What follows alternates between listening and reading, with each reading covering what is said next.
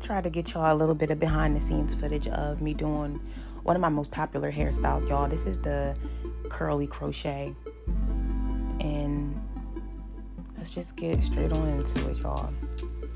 So sis, first of all, is knocked out, but braiding her foundation, and this is where I started.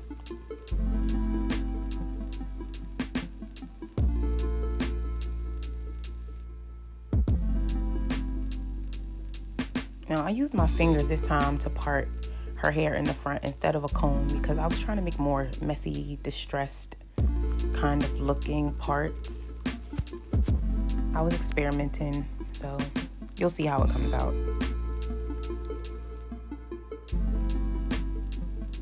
The foundation should always be flat. It shouldn't have like lumps and bumps.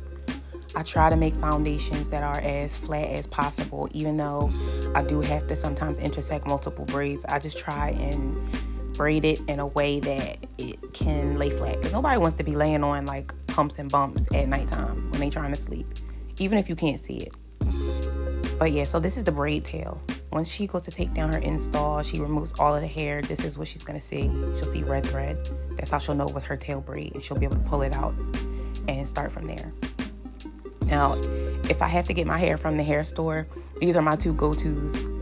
These are my two go-to brands for curly crochet. They're very easy to find in any local hair store. It's easy to find online. It's very widely available. One is Freetress and one is Glance, and this is what they look like in better lighting right up next to each other. They're almost identical, which kind of brings me to my next point.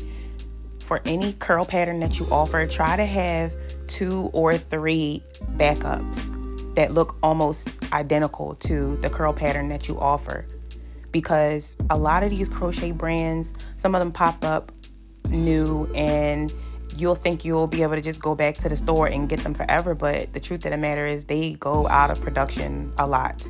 A lot of times I have been stuck with a super popular hairstyle that I'm struggling to find hair for now because the company that used to make it stopped producing it. So try to have 2 or 3 backups. Also, that's why I like to mix different curl patterns together and make my own kind of blends. But yeah, that's my TED talk for another time.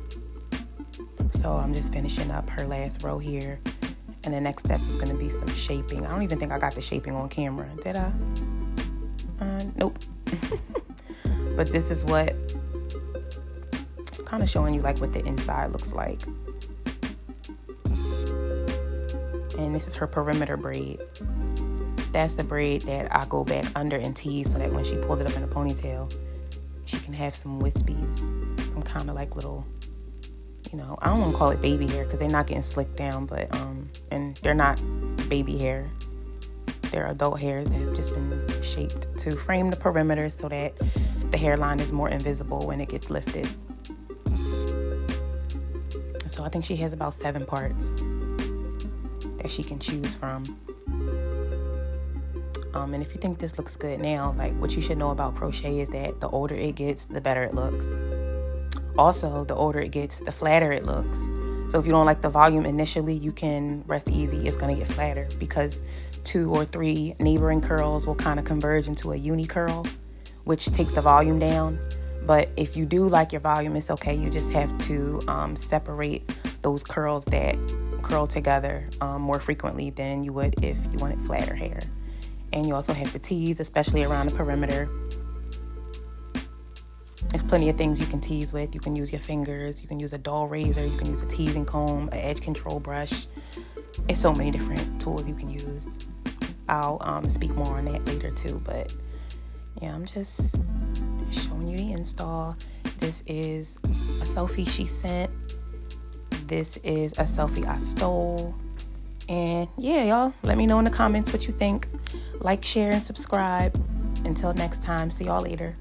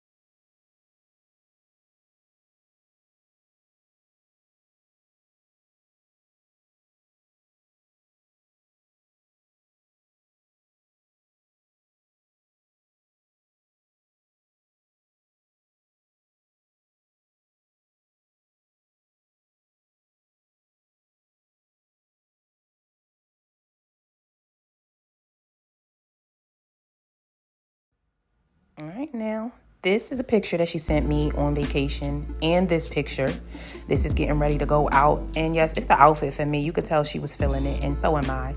So yeah, y'all, if you want to see more content, make sure you like, share, and subscribe. Leave a comment below if you have any questions, and I will see y'all later.